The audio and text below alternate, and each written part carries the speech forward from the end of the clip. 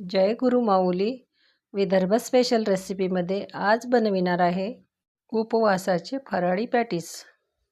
उपवासाला साबुदाणा खिचडी खायचा कंटाळा आला असेल तर असे अगदी झटपट होणारे चवदार फराळी पॅटीस बनवू शकता.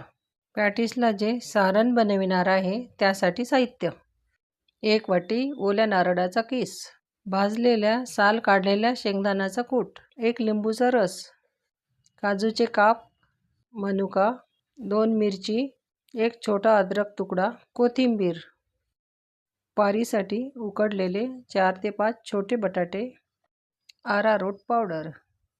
पॅटीसचे सारण बनवू: 1 वाटी ओल्या नारळाचा किस, 3 चमचे शेंगदाणा कूट, 2 हिरवी मिरची अद्रक पेस्ट, चवीनुसार मीठ, थोडी साखर, कापलेली कोथिंबीर. कोथिंबीर तुमच्याकडे उपवासाला चालत असेल तर टाका, नाही तर नाही टाकली तरी चालते. 1 लिंबूचा रस, थोडे काजूचे काप, थोड्या मनुका. हे सर्व मिक्स करते. असे प्रमाण टाका, याची आंबट गोड चटपटीत चव बनते. असे आपले फराळी पॅटीसचे सारण तयार आहे. फराळी पॅटीसची पारी बनविण्यासाठी उकडलेले बटाटे मॅश करून घेते. हे बटाटे एकजीव करून घ्या. चवीनुसार मीठ, अर्धा लिंबूचा रस, अरारोट पावडर. याचा छान गोळा बनला पाहिजे तेवढे अरारोट पावडर टाकायचे. असं छान मळून घ्यायचं. असा गोळा बनायला पाहिजे. लिंबू रस टाकल्यामुळे बटाटा काळा पडत नाही. 2 ते 3 मिनिट असेच राहू द्या. तोपर्यंत फराळी पॅटीससाठी लागणारी चटणी बनवू. अर्धी वाटी धुतलेली कोथिंबीर, 1 हिरवी मिरची, 2 चमचे दही, 2 चमचे भाजलेला शेंगदाणा कूट, अर्धा चमचा साखर, चवीनुसार मीठ, अर्धा चमचा जिरे, छोटा अद्रक तुकडा. थोडं पाणी टाकून मिक्सरवर फिरवून घ्या.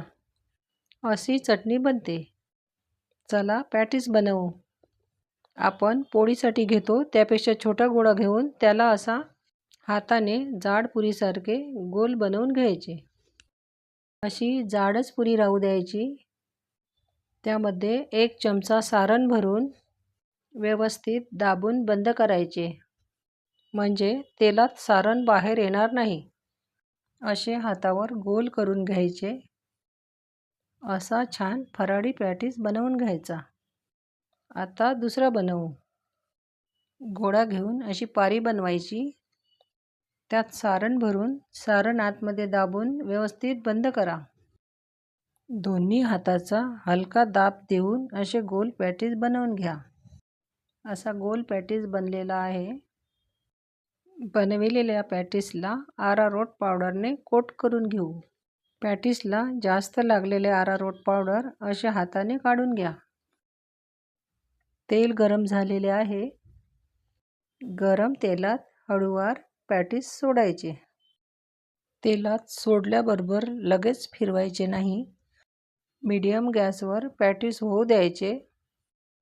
1 मिनिटानंतर चमच्याने असे फिरवून घ्या. असे केल्याने पॅटीस सर्व बाजूने व्यवस्थित होतील. असे सोनेरी झाले की काढून घ्या. असेच राहिलेले पॅटीस तळून घेऊ. पॅटीस बनविताना जाड पारी बनवून घ्या. खूप पातळ बनवू नका. उपवासालाच नाही तर इतर वेळेलाही तुम्ही हे पॅटीस बनवून खाऊ शकता. असे आपले फराळी पॅटीस तयार आहे. प्लेटिंग करते. ही चटणी व फराळी पॅटीसचे कॉम्बिनेशन अगदी परफेक्ट लागते. तुमच्याकडे उपवासाला कोथिंबीर चालत नसेल तर टाकू नका. शेंगदाणा आणि खोबरा खिची बनवून घ्या. तुम्ही बघू शकता असे छान फराळी पॅटीस बनले आहे. लहानांपासून मोठ्यांपर्यंत उपवास नसला तरी असे फराळी पॅटीस खूप आवडतात. आजची माझी रेसिपी आवडली असेलच प्लीज सबस्क्राईब करा, लाईक करा, शेअर करा. पुन्हा भेटू अशी छान रेसिपी घेऊन.